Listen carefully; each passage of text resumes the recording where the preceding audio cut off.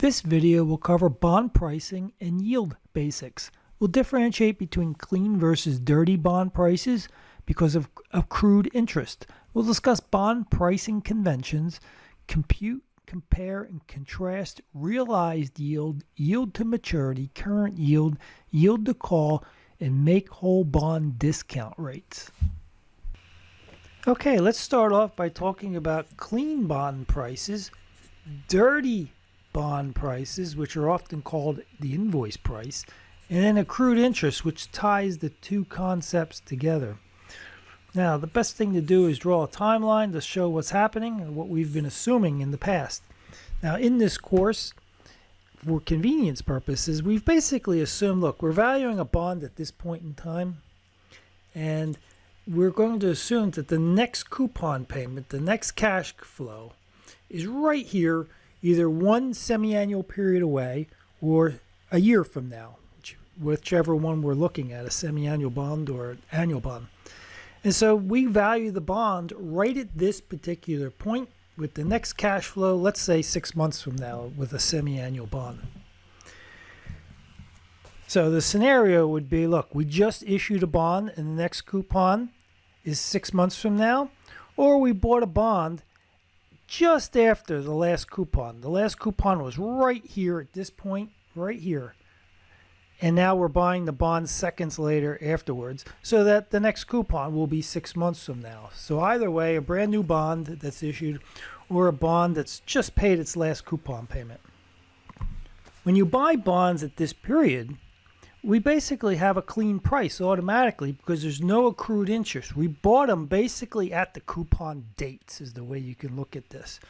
But now the question becomes, well, what happens if you buy the bond, say, between coupon dates?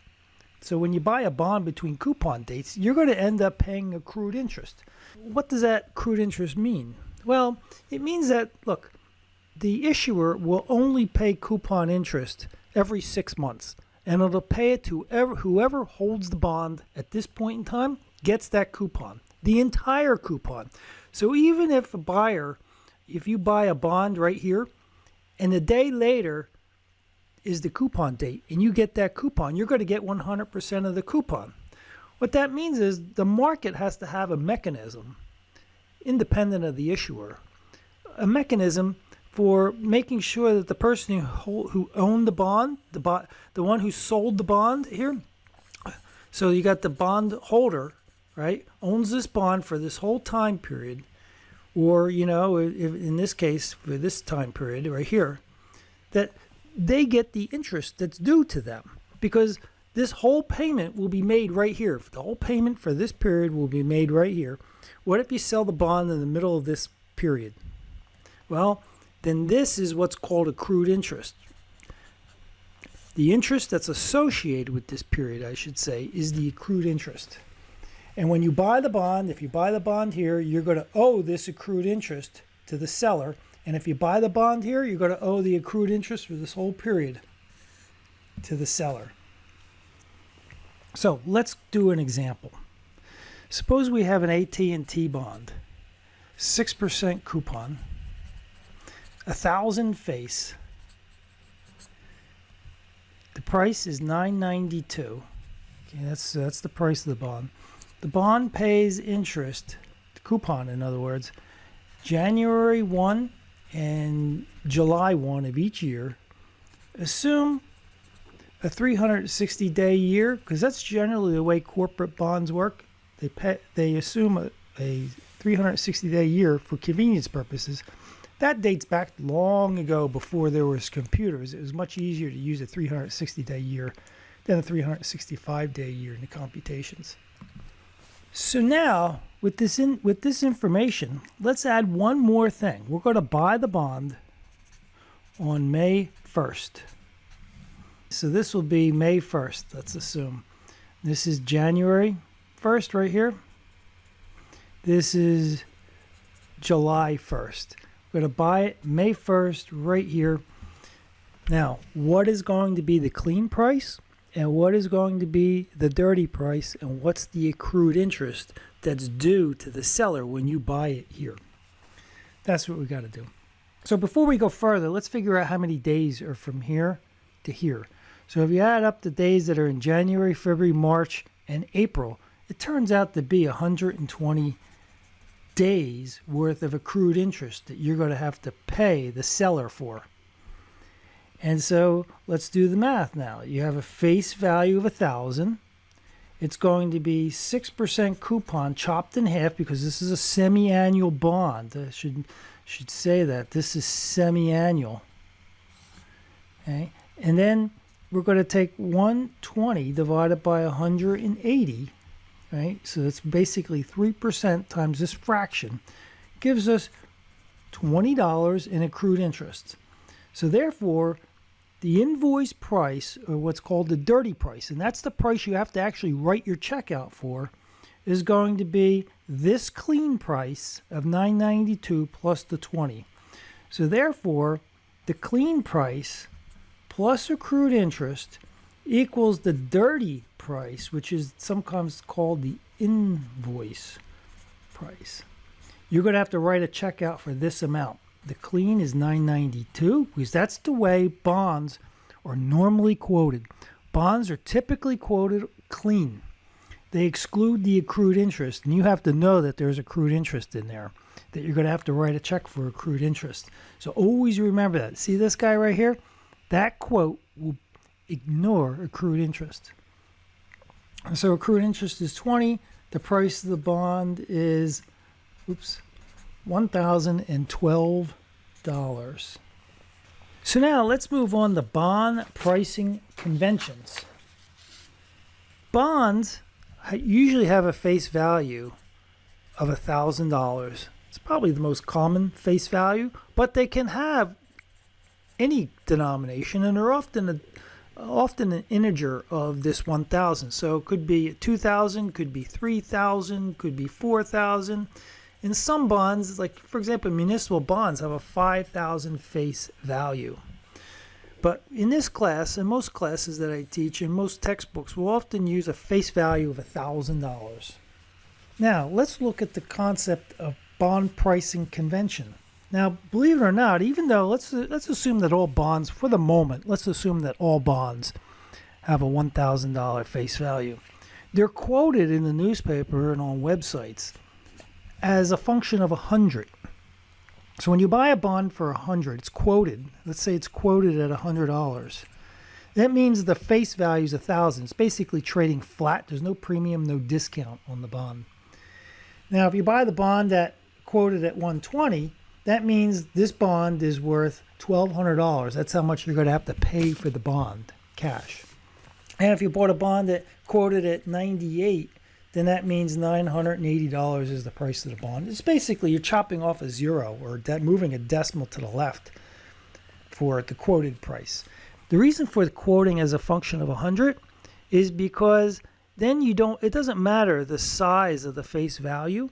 It's always a function of 100. So you buy a bond at 100, it could have a $5,000 face value. You just take the price and multiply it by 5. The quoted price, you'd multiply it by 5 to get the 5,000, and you multiply it by 4 to get a 4,000. Okay, now there's another element of bond pricing, another convention around bond pricing that's a little confusing, is that often you'll see a quote, for example, 103.06, or it could be 103:06, something like that. You'll see a price quoted for. Now, what does that mean? Well, first, before you go any further and you see a price like this, you almost have to look at the footnotes of whatever website you're looking at, paper you're looking at. Look at the footnotes to see how these are priced. Because if it's a treasury security, often, a U.S. Treasury, often what it means is the price is 103 plus 6/30 seconds. And 6 divided by 32 is 0.1875. So the quote is 103.1875. And if it's a face value of 1,000, you multiply that by 10 to come up with the price. If it's a face value of 2,000, you multiply it by 20. If you have a face of 5,000, you multiply it by 50.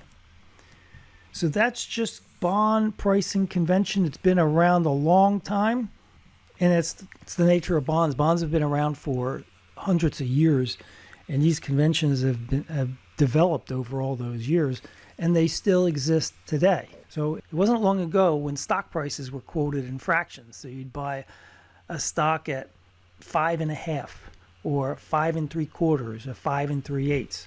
That long ago has changed and everything's decimal form, but for some reason the bond market hasn't caught up to that decimalization. Now let's look at realized yield and yield to maturity and compare them. Okay, realized yield and yield to maturity. Let me start off with defining the yield to maturity. The yield to maturity is the interest rate that sets the present value of the future cash flows equal to the price. It's a discount rate. It's an interest rate yield. It's a yield, right? It's the discount rate, the interest rate that sets the present value of the bond's future cash flows equal to its price that you may see trading on the New York Stock Exchange. And by the way, bonds do trade on the New York Stock Exchange, in case you're asking. I'll show you how that works in a second, but let's look at realized yield and compare and contrast. Realized yield is the yield that you get after the bond either matures or you sell the bond.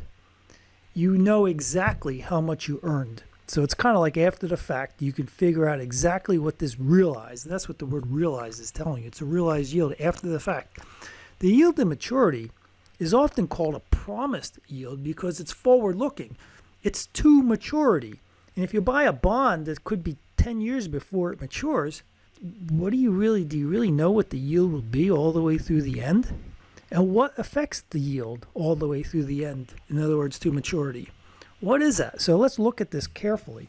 Now I'm going to show you an example that's kind of spiked. It would be best to show you an example, say, of a 20-year bond, but I'm not going to do the ton of math. We'd be here all day as I tried to calculate all the numbers that we need to look at. I'm going to look at a 2-year bond, and I'm going to assume it's annual, so it's simple, not a semi-annual like most actual bonds, but annual to get the concept down.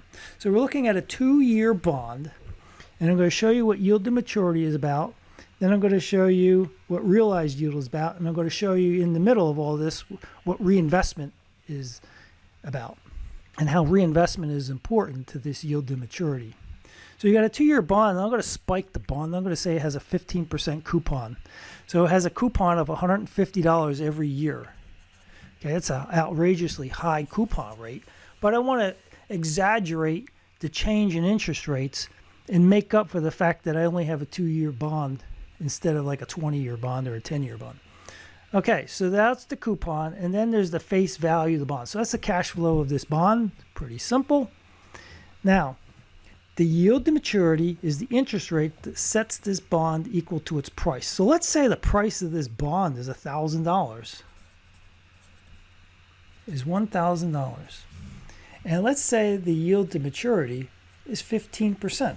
Let's prove that this yield to maturity, right, this yield to maturity interest rate will be the discount rate that sets the present value of these equal to the price. So I'm going to take $150 divided by that 1.15 to the 1 power. It's $130.43. And I'm going to take this 1150 divided by 1.15 squared, 2 periods.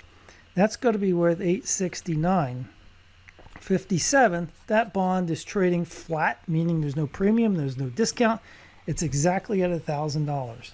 So this 15% yield to maturity, right? That was the interest rate that set the present value of the cash flows equal to the price of $1,000. So you would spot this price off an exchange or the over-the-counter market, and somehow that's the price that bond traders were trading. So what is the interest rate that sets the present value of these cash flows? Like this is X. Think of this 1.15 as X. What is the X that sets the present value of these cash flows equal to the price? It's 15% in this example. Now, what you don't realize is that this yield to maturity, in order to earn this yield to maturity, you buy the bond here and you're hoping, you promised, so to speak, to get 15%. But you have to realize that in order to get 15% for this bond, this yield to maturity, you have to reinvest all of the future cash flows at the yield to maturity to earn the yield to maturity. What that means is mathematically is we got to reinvest this $150 at 15%. That's a decimal right there if you can't read it. So we're going to reinvest this cash flow. So we buy the bond here. 1 year later, we get $150. We just don't, sit on it. We don't fail to cash the check. We don't ignore it. We have to take it into consideration in pricing the bond because we're tying our money up for 2 years. And to do the analysis properly, we need to consider the time value of money associated with this $150 cash flow. So we're going to assume now that this cash flow can be reinvested at 15%. And this cash flow will then be worth $172.50 at this point in time, year 2. Then we're going to add this $1,150 on top of it. And since there's no time left, you can't really compound it forward at all because it's at the time 2. And this adds up to be $1322.50. 1322.50. That's a future value, by the way. So that's what happened when you bought this for $1,000. You ended up getting $150 in cash flow. You reinvested that $150. Then you got another $150, and then you got $1,000. You accumulated $1322.50. Now let's figure out what is the interest rate associated with that. What did you earn? Well, this is what you earned. $1322.50 divided by 1,000. Take it to the 1/2 power, 1 over the number of periods, 2 periods, subtract 1, and we get 15. So we earn 15%. So what I just showed you is that in order to earn this 15% yield to maturity, when we bought this bond for $1,000, we had to reinvest the cash flow here at 15%. And when we did that, hey, this is what happened. So if you wanted a formula for that, and I don't think you really need one because it's intuitive, it's a future value. The present value of the bond's 1,000. It's 1 over n, the number of periods, minus 1. And that's basically saying present value 1 plus, and that'll be r, by the way. R to the n equals a future value. It's just rearranging that basic financial management time value of money formula. Now, but I said, it's almost intuitive. You don't need that formula. You should just be able to do it, so to speak. Now, let's ask ourselves, look, we bought this bond. We bought it at a yield to maturity of 15% right here, right now, right there. What happens if we get this cash flow and interest rates fall dramatically? Let's say they drop to 6%. Absolutely crazy, gigantic drop. But for illustrative purposes, like I said, I want to magnify things because I don't want to roll things out 20 years. It'd take me forever to do the math. So what happens if I reinvest this cash flow? And instead of 15%, I'm going to reinvest it at 6%. That means this cash flow is worth $159 plus the $11.50, this number. That's going to equal a future value of $13.09. And then what is the return that we're going to get? Well, right away you can see that it's lower than the $13.22 that we had. And we take it to the 1/2 power. That equals 0.1441, 14.4%. Wow. So it's true. If you want to earn this yield to maturity, you have to reinvest the cash flows at the yield to maturity like we did. But what happens if you can't get that interest rate at 15%? You end up stuck with 6%. It's called interest rate risk, by the way, reinvestment risk, because interest rates fell on you between the time you bought it and the time the bond matures. So you end up with a 14% return because of that drop in interest rates. Had interest rates gone up, you would have reinvested your cash flow at a higher rate, say higher than 15%, and then you would have had a return that's greater than 15%. So if interest rates go up while you hold this bond and you hold it to maturity, you can actually make out better than the yield to maturity. So in this example, this was the realized yield assuming interest rates fell down to 6%. And if interest rates stayed at 15%, this would have been the realized yield also. It's the realized yield is the yield that you earn after everything's said and done, the bond is sold or matured.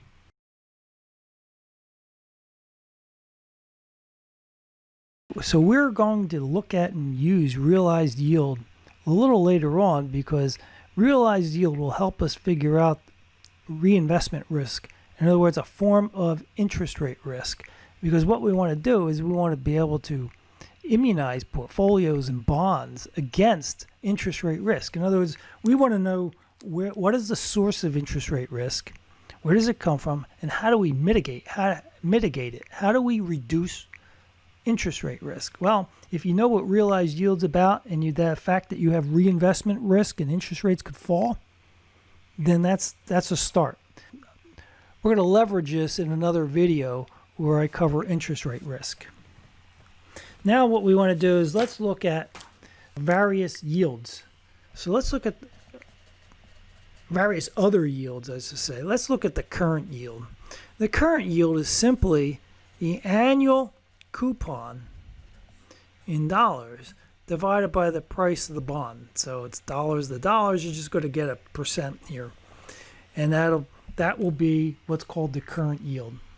The current yield is probably one of the more common yields that you see out there. You'll often see it in the Wall Street Journal and various websites, but it's almost useless because it doesn't reflect the fact that you can buy a bond at a premium.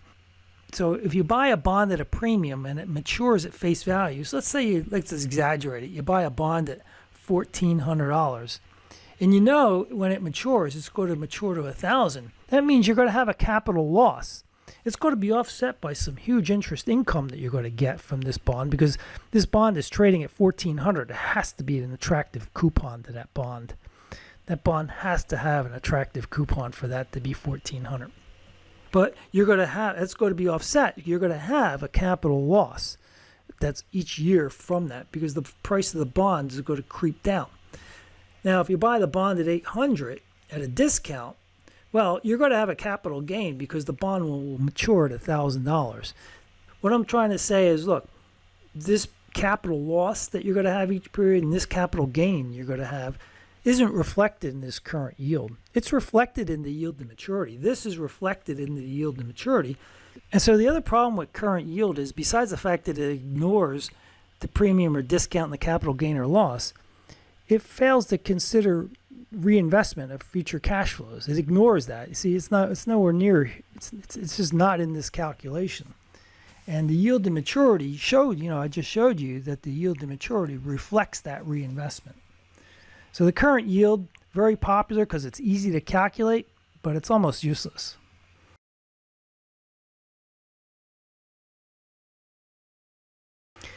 Now the next yield that we want to look at is, let's look at what's called yield to call.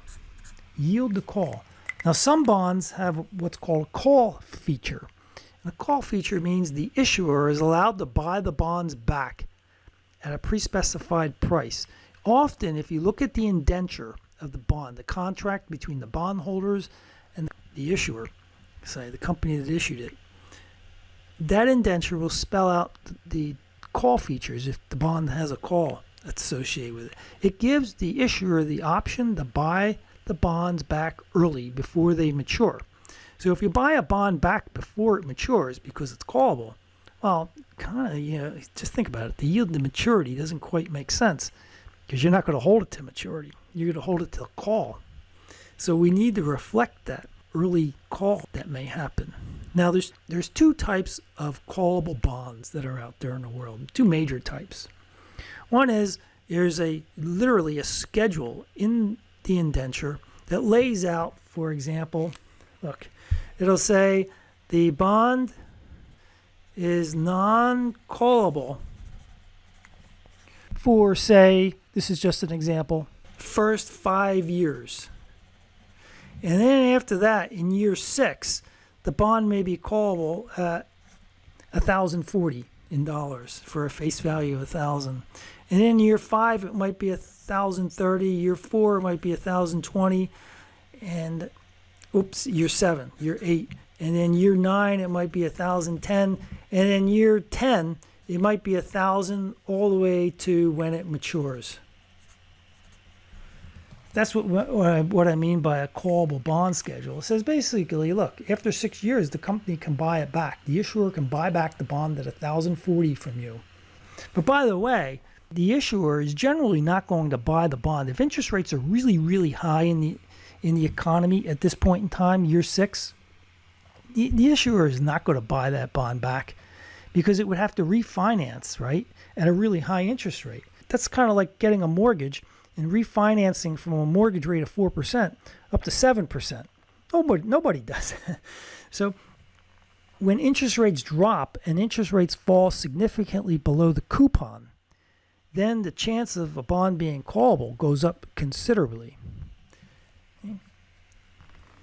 So the point is, if you have a callable bond, it could signal additional risk that you're bearing as a bondholder, because what's going to happen is if interest rates fall significantly, you're going to get your money back, but you're going to get your money back from the proceeds here. You're going to get your money back when interest rates are really low, and you're going to have to reinvest this $1,040, for example, at a really low interest rate. Yeah, you'd rather have the interest rate that's associated with this bond. So that's what we mean by another type of interest rate risk that's out there. Now, that's one type of call. There's another way to handle callable bonds, and that's what we refer to as there are make-whole bonds. Make-whole bonds are callable bonds that set a spread over and above a treasury interest rate, and that treasury rate plus the spread will equal a discount rate used to discount the future cash flows of the bond from the time it's called to the time it matures. Whew, that's a lot to say. There's a lot to say there. Let me unpack that. So what I'm saying is you have a treasury yield plus a spread, and when you have a make-whole bond, the indenture will tell you, when you have a make-whole bond, the indenture will tell you this spread. And then the treasury yield for a bond of similar maturity as the bond that's being called, plus the spread, will equal the discount rate needed to discount the future cash flows of the bond that's being called. Let me give you an example of a fixed price callable bond and a make-whole callable bond. So we'll start off with an example of a fixed price call. Okay, so here's the setup. We're looking at a 10-year bond. Okay, the maturity is 10 years. This bond is callable in 5 years. The indenture says that it's callable in 5 years according to the schedule at a price of 101, which translates into, since we have a face of 1,000, translates into $1,010 is what it's callable. Okay, so when a bond normally matures, it matures for 1,000 face, but when a callable bond, this particular callable bond is called, it'll be called in 5 years at 1,010. Okay, let's continue here. The coupon rate is 2.4%. Okay, it's a semi-annual bond. Now, its yield to maturity is 2.4%, which means, without doing any calculation, since the coupon equals the yield to maturity, you know the bond has a price right now of $1,000. Now, you expect rates to fall so that in 5 years, comparable rates will be below the 2.4% coupon. I should be pointing to this guy right here, making it vulnerable to being called. So what is the bond's yield to call? So we've established that the bond is subject to yield to call because we think interest rates are going to drop in the next 5 years. So what is the yield to call? So N equals 10. So we're going to price the thing through call. So we're going to go 5 years out. So this is 5 times 2, 10 semi-annual periods. The payment is the $24 per year divided by 2, $12 every 6 months. The future value that you're going to put in there is 1,010 for the callable bond, this guy. Now, if we price the bond to maturity, we'd be using the face value of 1,000 here, but no, we're doing the call, and there's a little extra $10 that the issuer is going to provide the bondholder for the risk that's involved in the bond being called when interest rates are low, because bondholders would never want to buy the bond knowing that it's callable and they're going to get their money back when interest rates are low and they got to reinvest their money at a low rate. So that juices things up a little bit for the bondholder. The present value is $1,000 because that's the price. And then what we're going to do is we're going to say compute I/Y, and out will pop 1.294. But let's multiply that out, I should say, to 2.59% per year. That is the yield to call. So notice the yield to call is slightly more than the yield to maturity. And the only reason for that is this extra $10 that you're getting from this future value, from the call value, versus the bond maturing at 1,000. That extra $10 translates into this difference of 19 basis points. With this, let's go and look at a make-whole bond.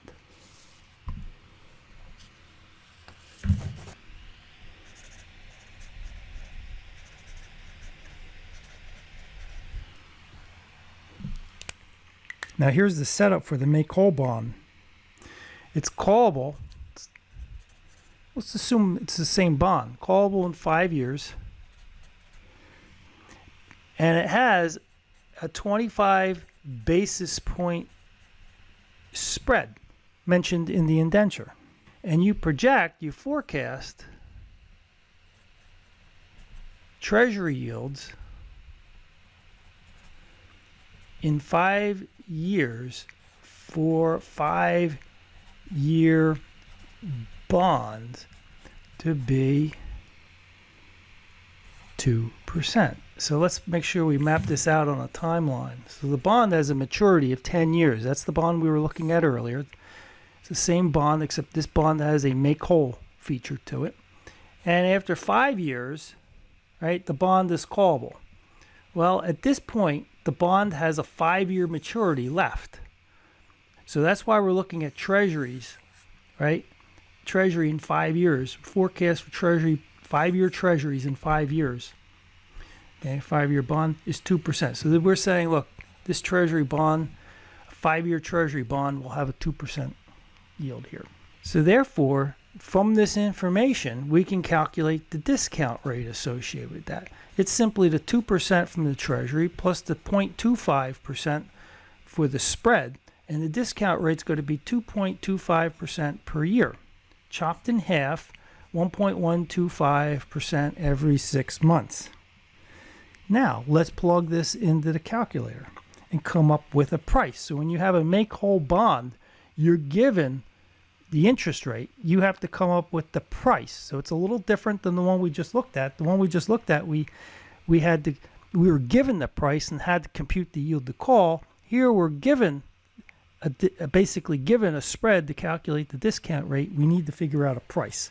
So payment is 12 again. N equals 10 for 5 times 2. The future value, which is the face, is $1,000. I/Y is 1.125%.